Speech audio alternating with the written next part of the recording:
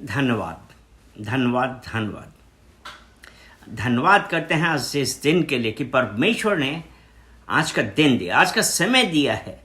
आज हम लोगों में से कितने खुश हैं? क्या आप आनंदित हैं कि आज आप भी उसी ही विषय में पड़े हुए हैं? आप सोच रहे हैं कि क्या है, लेकिन एक चीज मैं आपको बताना चाहता हूं कि परमेश्वर ने आपके लिए और मेरे लिए अपना इकलौता पुत्र दिया था। वो क्यों दिया था? क्योंकि परमेश्वर ने जगत से ऐसा प्रेम किया था। वो परमेश्वर आपसे और मुझसे प्रेम करता है। और जब वो परमेश्वर ने कहा,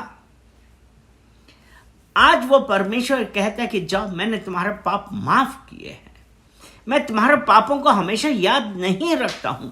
आज कितने लोग हैं जो इस बात पर विश्वास करते हैं कि आपका परमेश्वर ने आपको माफ किया है? और जब परमेश्वर, क्योंकि वचन बतलाता है, मलाकी की पुस्तक उसका 3 अध्याय और उसका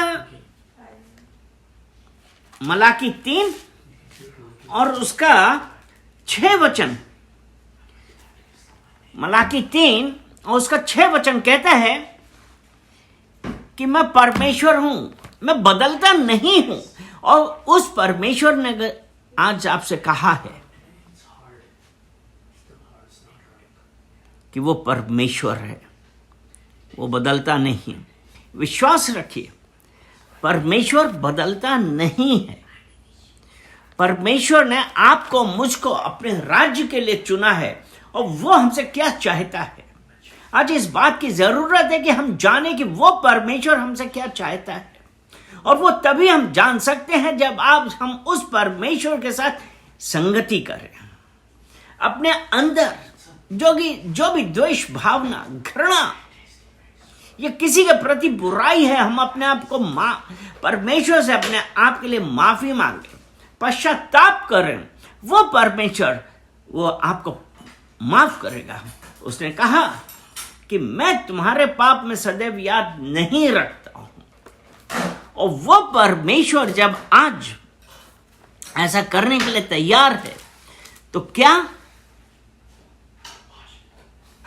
हमारा फर्ज नहीं बनता है कि हम उसकी आज्ञाओं पे चलें?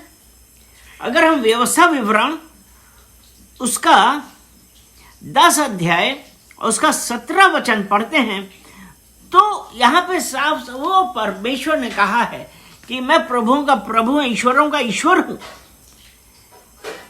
वो महान परमेश्वर है, वो किसी का पक्ष नहीं लेता, वो घूस नहीं लेता है।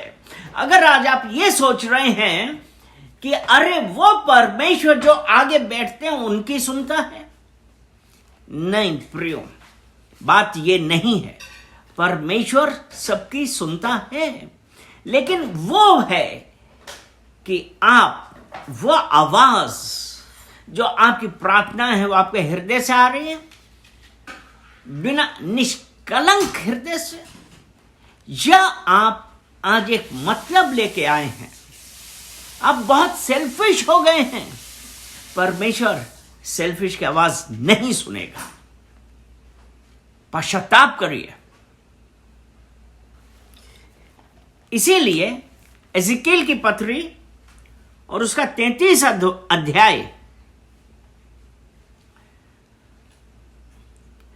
और उसका 13 वचन हम देखते हैं। एजिकेल 33 और उसका हम 13 वचन पढ़ते हैं।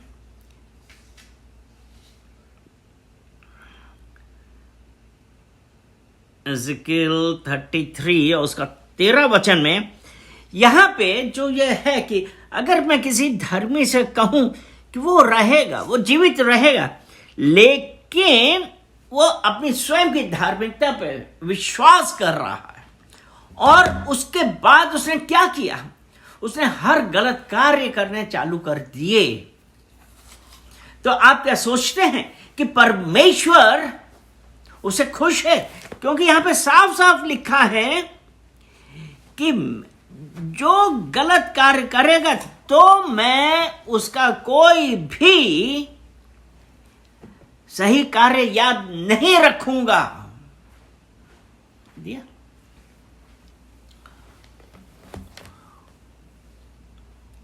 वो याद नहीं रखेगा।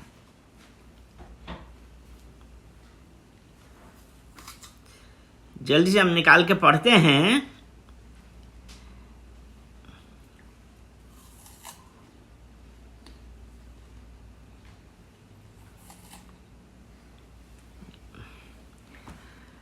एज़ेकिएल 33 अध्याय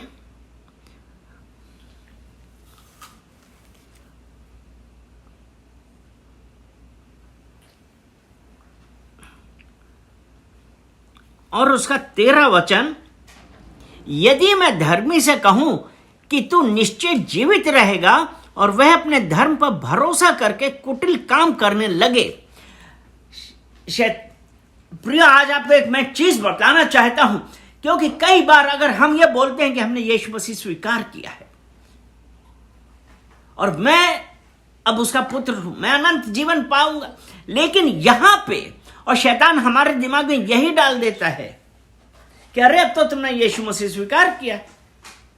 लेकिन यहां पे एज़ेकिएल में क्या बोलता है, यदि मैं धर्मी से कहूं तू निश्चय जीवित रहेगा, यानी कि मरोगे नहीं वरन अनंत जीवन पाओगे, you will get eternal life. लेकिन यहां पे परमेश्वर ने कहा कि तू निश्चय जीवित रहेगा, वह अपने धर्म पर भरोसा कर कुटिल काम करने लगे, तब उसके धर्म के कामों में से किसी का स्मरण नहीं किया जाएगा। वो परमेश्वर है, मनुष्य नहीं है, और जो उसने कहा है वो ही होगा। यहां पे वो उसने कहा है कि तुम्हारे धर्म के कोई भी काम याद नहीं रखेंगे परमेश्वर, तब उसके धर्म के कामों में से किसी का स्मरण ना किया जाएगा। जो कुटिल काम उसने किए हों वह उन्हीं में फंसा हुआ मरेगा। अर्थात हमारे दिमाग के अनुसार हम चल रहे हैं, क्योंकि ऐसा भी मार्ग है जो मनुष्य को सीधा जान पड़ता है, परंतु उसका अंत मृत्यु है। आपका अनंत मृत्यु है। क्या आज हमारे लिए क्या है? क्या आज हम पश्चाताप करने के लिए तैयार हैं? और इसी में